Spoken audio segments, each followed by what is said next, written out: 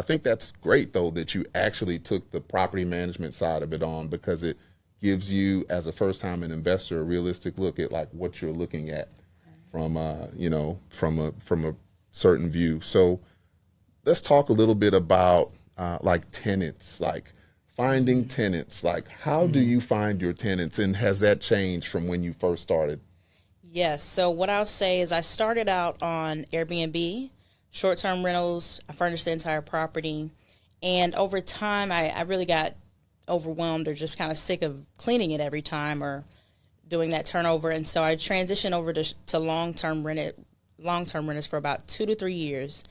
And my first renters, they brought roaches in there. Oh, whoa. They did not good. take care of my property. I had to essentially refurnish it when they left. Yeah, and the tools that I use to find my renters, I use Furnish Finders, which is typically and ideally used for travel nurses. And when you think of a travel nurse, when you think of what kind of renter that person is, there's someone who's barely home. They're in and out. They take care of your property. They clean if needed. And, that was the ideal tenant that I was looking for. However, a goal of mine is to also, kind of work with people who can't truly have 3 times the rent. That's something that's a big part of it too. Yes, that's very important to me. Yeah, because, it's not a lot of people who can do that. However, that does not mean that you should not be allowed to live in a quality home. Absolutely. Yes, and so that's how I found a couple of my renters. Here recently, I've got off Furnish Finders because based off of where I placed the location, I haven't gotten the best slew of tenants. And so currently it's back on Airbnb. I've been doing that since about February, and it's been great. I found someone. Gilbert actually referred me to someone who can turn it over and clean it. He's awesome. His name is Kevin. If you want his information, please reach out to Gilbert. Yeah, He's Kevin. awesome. Kevin is a good dude, local business owner too. So we always love to, keep local people with money coming in and out, right?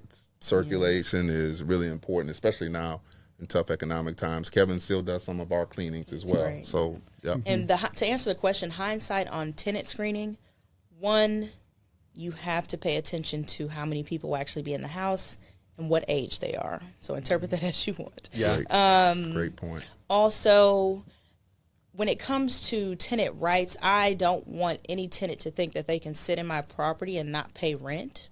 Although I know there's a lot of people doing that in the world right now. So the way that I do leasing is I do it through Airbnb or I do it through Verbo. You're on a 30-day lease. And so day 20 of that first month, I say, hey, do you want to extend? Yes, I'll extend the dates, add that extra expense. I'll repeat that over and over again. And then let's say 3 months in, they're like, hey, we want to leave.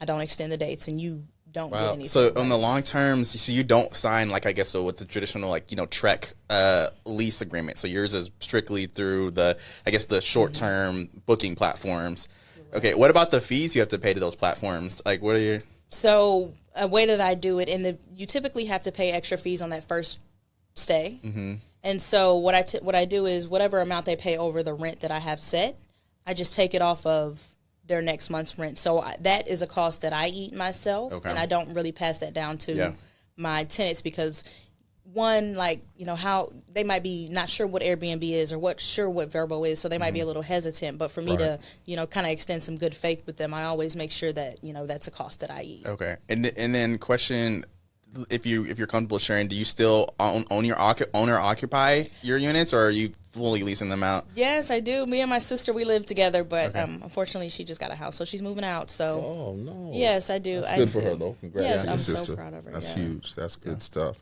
Yeah, and it's funny you mentioned you only rent through the platform for 30 days. It's interesting in Texas. There's a certain amount of days where tenants get rights. I think it's after the 28th day. So once a tenant's lease is beyond 28 days, they have renter's rights. So in other words, to get them out, if it came to the point where they were refusing to leave and refusing to pay, you have to do it through an eviction process. So, obviously Texas tends to be a little bit more landlord friendly, but even with that, we've had cases, especially during COVID, where we had some tenants that didn't pay that stayed beyond 3, 4, 5, 6 months during the moratorium. And you can only imagine, what that does to your reserves as an owner. So I think it's important for you to also talk about, like, even with it being a new duplex, the expenses that you have, like in between tenant stays or just maintenance requests. How do you handle tenants? Like, you get a call in the middle of the night and you're right next door. I don't know if they know it's you or not, or if you like to just keep that. That's a good question.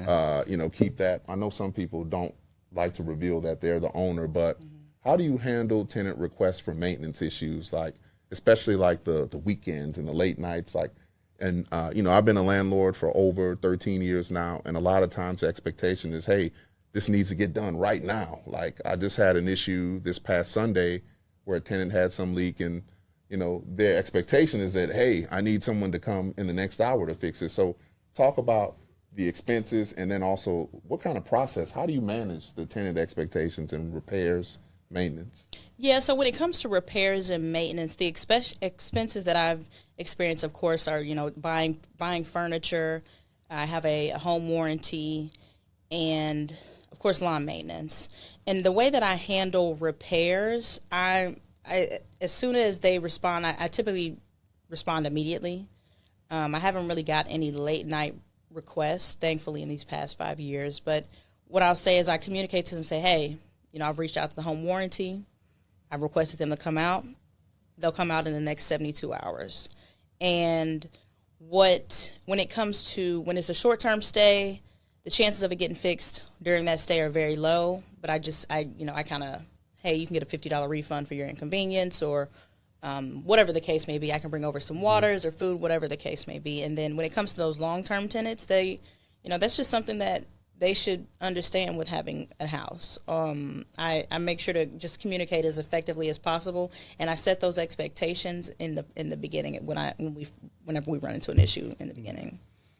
And then on that other piece where you talked about, do you let them know that you're you're next door? No, I typically do not. And these locks, I recommend that. Yes, that they these don't locks are. I've been growing them for about 5 years, so I have an old picture on the website, so I don't look anything like what I looked like 5 years ago. Yeah. But like for those long-term tenants, though, that have been there 9, 10 plus months, and we've run into issues. Sometimes they do find out, but like I say, 80% of the time I keep that under wraps. Yeah, I remember the first duplex I bought, I was living next door house hacking, and I did property management because I just wanted that peace of mind. Because absolutely. I know you hope nothing negative happens, but I was always a little bit weary of that. So hindsight 2020, I think I still would have property managed it myself. But I think at the time I just needed that that assurance. I needed to get that under my belt. And now I'm looking at, I kind of know how I would handle situations in the future. So another thing I wanted to ask you about is, when we're talking about like safety and you being a single woman, obviously living with your sister, but how have you managed that aspect of it, of potentially having any conflicts? I think your duplex is in Sunnyside, right? And so that's historically had stigmas that sometimes there's validity to those, sometimes there's not. So there's been concern with that for folks, and there being crime or people walking around. How have you kind of managed some of those? Well, I will say 3 things. Cameras, also known as a ring. Facts. Any notification I get, I check it. 2, I'm a 10-year veteran. So make of that what you will. Okay, I know exactly. All right. Make of that what so, you will. Safety's important. Yeah.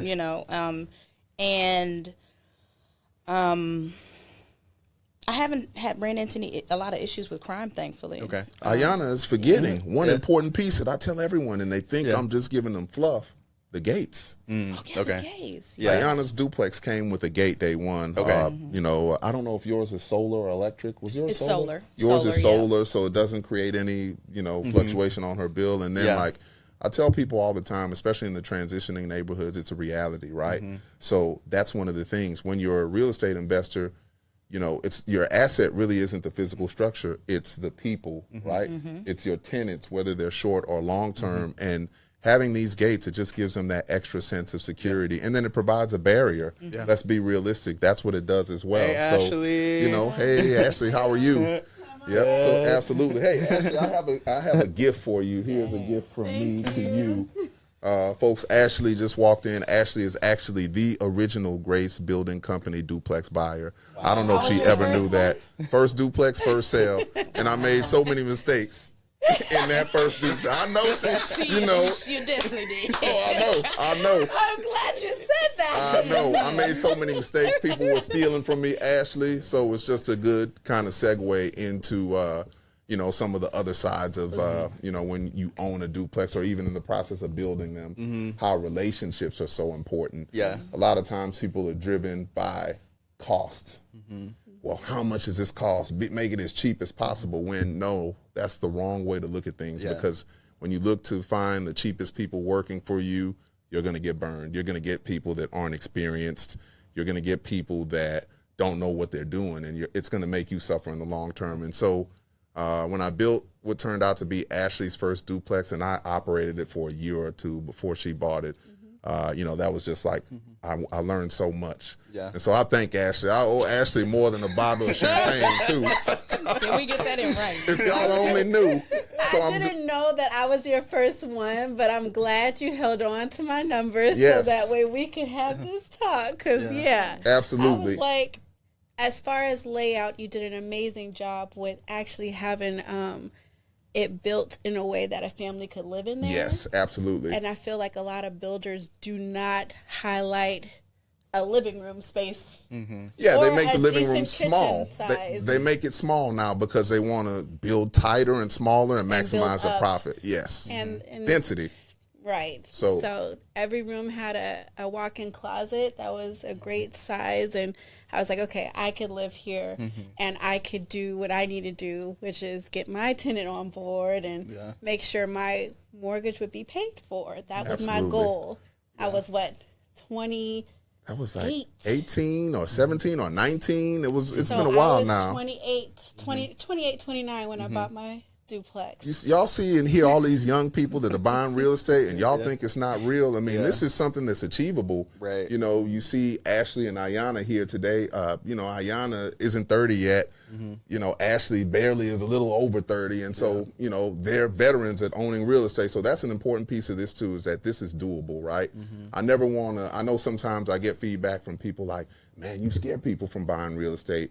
And I'm not scaring you. I'm giving you some of the realities, but also preparing you. But this is stuff that's definitely achievable and attainable. Yeah. You have people here in flesh that have done it. Yeah. Mike's bought a duplex. So, we have a Najee coming on later, and he's, has a bunch of properties and, going to buy more properties. So people can really give you guys a real perspective on ownership. And I think that's kind of why we're here today, to share some of that, and then also how you get tenants. And it's great timing that you're on the hot seat now. So you missed some of Ayanna's dialogue around experiences with tenants. So can you give us realistically, like, what your experience has been with tenants and how you get tenants? And, if you're comfortable sharing, if you still own or occupy the other unit. Right. Being an owner occupant, boundaries Absolutely. was something that I really had to learn. And I needed to really put those boundaries in place because they know exactly when I'm coming home. Yep. They know exactly when I'm leaving, or if I'm trying to, dodge them or something. Absolutely. So your folks know that you're the owner. Which is like what we were talking about with Ayanna. Is like, hey, what's that balance of? Do you tell them? Like, how do you manage that? So, okay, that's interesting. It's hard to hide it when you buy your owner occupant loan. I wanted to not tell them because I bought it with my brother, and my brother lived out of state. So I was like, okay, maybe, but he wasn't taking on the responsibility, so it was just me. So I had to, anytime there was bugs coming in the house, so I had to make sure I got the pest control in place. So it was just, they got things done a lot faster because I lived there. I did it for about a year, maybe 2 years, I think. And then I pivoted. I was like, Airbnb is popping. Let me jump on. So I jumped into doing Airbnb, and it was good the first year, and it was down significantly the second year. Was this during COVID or after COVID? Like right after. I think I started doing it 2020. Okay. So like right in the midst right of in it. the midst of it. Yep. Yeah.